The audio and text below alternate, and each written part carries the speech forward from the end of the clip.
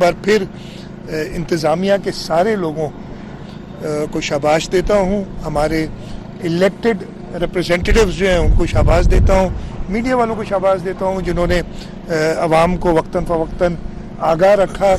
एक combined effort था जिसकी वजह से एक बेहतर तरीके से हमने इसको टैकल किया है। जैसे मैंने ये कराची की सिचुएशन बताई, इस तरीके से हैदराबाद में बहुत ज़्यादा बारिश हुई है, वहाँ पे भी हमारी हैदराबाद की इंतज़ामिया, अनफॉर्चुनेटली मैं जा नहीं सका, वहाँ से गुजरा भी था लेकिन जा नहीं सका इसलिए कि मैंने गुड्डू बराज वो की तरफ पहुँचना था और कल फिर मैं लेट वापस आया।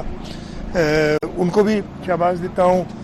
पूरे सिंध के अंदर, चाहे ठट्टा कोस्टल एरिया हो हमारा, ठट्टा से जावल बदीन का, उसमें सख्त बारिश हुई है। थरपारकर में बहुत बारिश हुई है। अभी मुझे किसी ने वीडियो भेजी है थरपारकर की, वहाँ जो स्मॉल डैम्स हैं हमारे, माशाल्लाह लोग खुश हैं कि वो भरे हैं और उससे इंशाल्लाह ताला उस इलाके की इकॉनमी में वो ऐड करेंगे।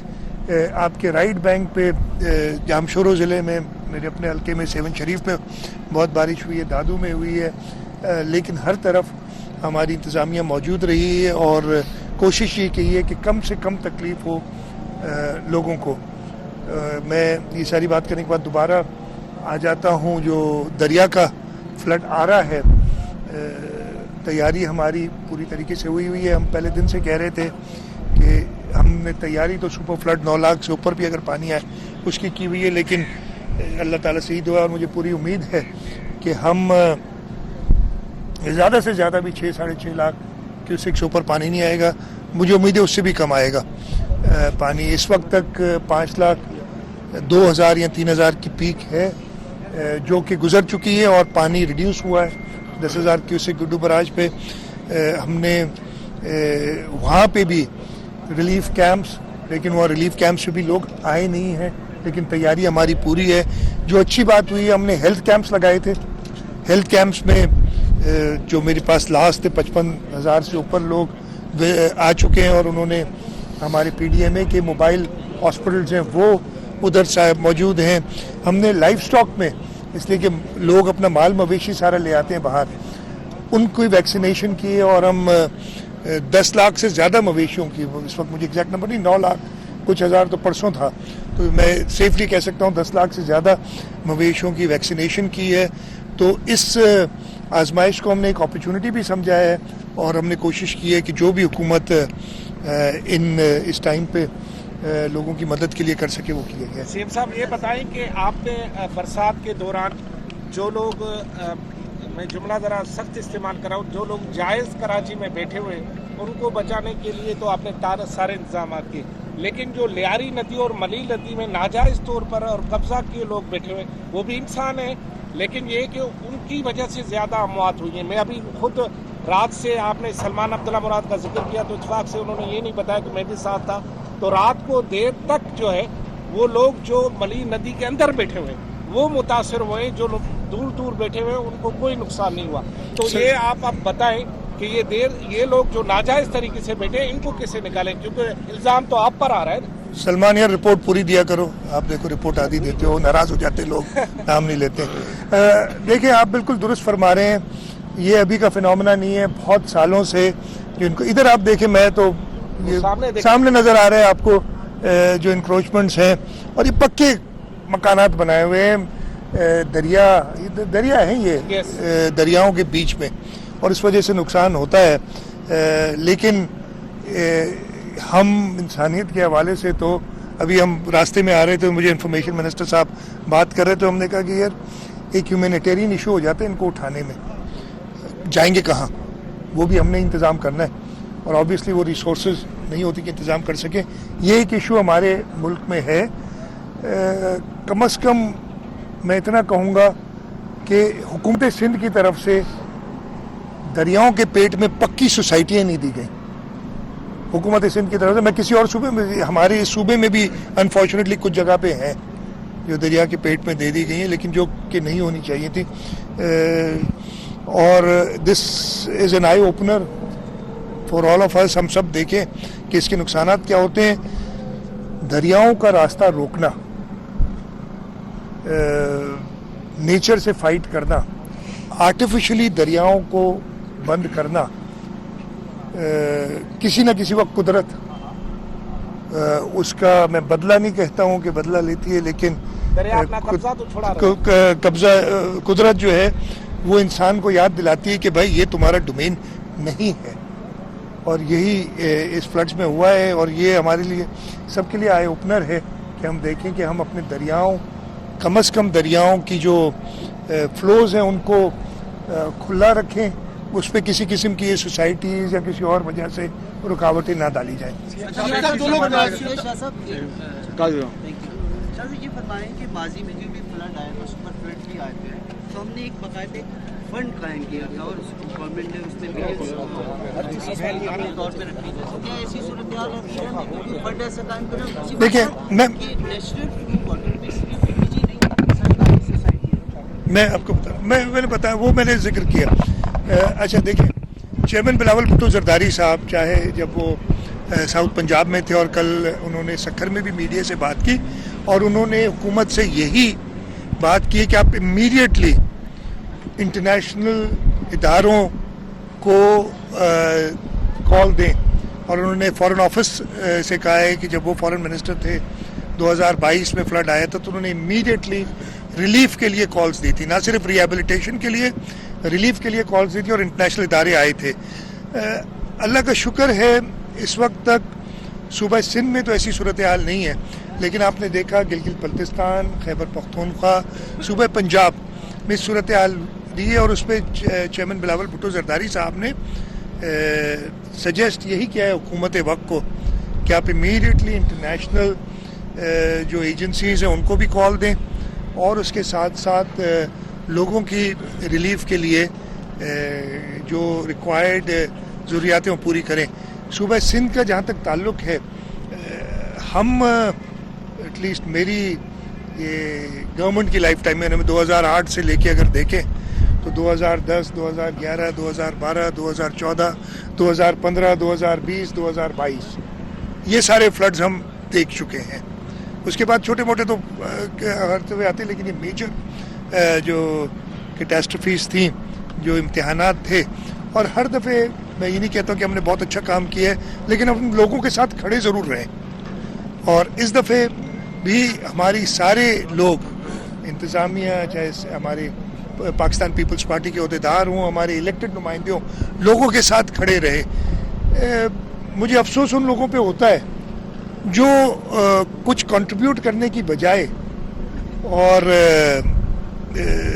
क्रिटिसाइज करते हैं। क्रिटिसिज्म भी मैं कभी माइंड नहीं किया। आप लोग बड़ी क्रिटिसिज्म करते हो, कभी आपसे नाराज नहीं। और कुछ लोग कहते हैं मेरी तरफ से कभी भी किसी को भी कोई ऐसी कार्रवाई नहीं फेस करनी पड़ी होगी। मैं इसका कसम उठा सकता हूँ अगर आप कहेंगे मैंने किसी को अगर कभी कहो कि यार ये सहाफ़ी क्यों ऐसा कहता है, आपका काम है, आप कहेंगे, मेरा काम है वो मैं करूँगा, मैं ख़त्म कर लूँ यार, ठीक है। तो ये जो क्रिटिसिज्म लोग कर रहे हैं, मैं उनसे सिर्फ ये दरख्वास्त करूँगा, ऐसे हो, कल चेयरमैन साहब ने भी कहा है, आपने चेयरमैन बिलावल भुट्टो जरदारी साहब की बात सुनी होगी, उन्होंने यही कहा है कि ये ऐसा वक्त है कि हमने सब ने मिल के, हाँ निशानदेहियाँ ज़रूर करें, हमारी कमज़ोरियाँ उनकी निशानदेहियाँ करें, हम खुश होते हैं उससे पता चलता है, लेकिन आप सिर्फ और ख़ास तौर पे एथनिक लेवल पे अगर क्रिटिसिज्म हो इस वक्त तो बहुत ही नामुनासिब है कि वो किया जाए।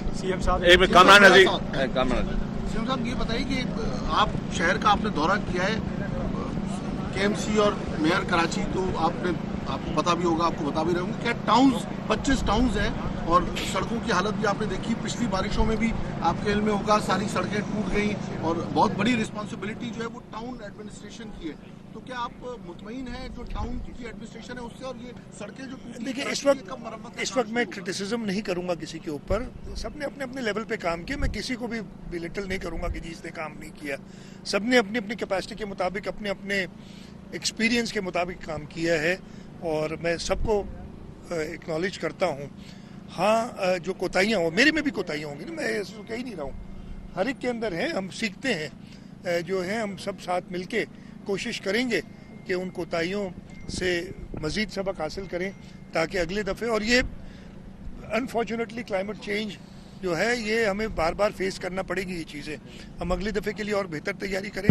جیسے میں نے کہا ایک دوسرے پہ بیجا تنقید کرنے کے بجائے کنسٹرکٹیو کرٹیسزم بھلے کریں, اور اس کے ساتھ ساتھ جو سمجھتے ہیں میں انگیج کروں گا, ٹاؤن سے بھی کروں گا. میں میئر صاحب, مسٹر لوکل گورنمنٹ میئر صاحب بھی پہنچ گئے. Good morning. میئر صاحب ساری رات مطلب 7:30 تک تو میرے ساتھ تقریباً 4 بجے تک 3:30 بجے تک کانٹیکٹ میں تھے. میں اس کے بعد سو گیا تھا, یہ جاگ رہے تھے. اور میں نے پہلے بھی کہا ہے کہ تعریف کی ہے کہ انہوں نے اب وقتاً فوقتاً لوگوں کو بتانا, اور یہ جو ہے سب کو پوری سرکاری مشنری کو, میں کل کراچی میں موجود نہیں تھا, کل پوری جو سرکاری مشنری اس کو ایکٹیویٹ کرنا. جو میں آپ بات کر رہا تھا کہ میں وہی بات کر رہا تھا کہ میں منسٹر لوکل گورنمنٹ ہے, میئر, ان سے کہوں گا, اور میں خود بھی سب کے ساتھ انگیج کر کے, اور جو ان کی ضروریات ہوں گی کوشش کریں گے وہ پوری کریں. اور سڑکوں کی مرمت ضرور چاہیے ہوگی. میں ضرور یہ کہوں گا اس میں پھر اسٹرانومیکل قسم کے ایسٹیمیٹس نہ دے دیں تو جو ہم پوری نہ کر سکیں کوئی بھی. ہم انشاءاللہ تعالی مدد سب کی کریں گے. 14 کروڑ روپے جو ملے تھے ٹاؤنز کو, یہ سوال اس متعلق تھا. میرا آپ سے سوال یہ تھا کہ ملیر اور لیاری ندی میں جس طرح رات پانی آیا ہے, آئندہ ایسا والے سے آپ کیا اقدامات کریں گے؟ اور ایک ویڈیو چل رہی ہے جو تیسرا فیز ہے ملیر ایکسپریس وے کا, اس میں کوئی پانی کا بہاؤ آیا ہے جو آپ نے خود اس کو کاٹ کر پانی کو راستہ دیا؟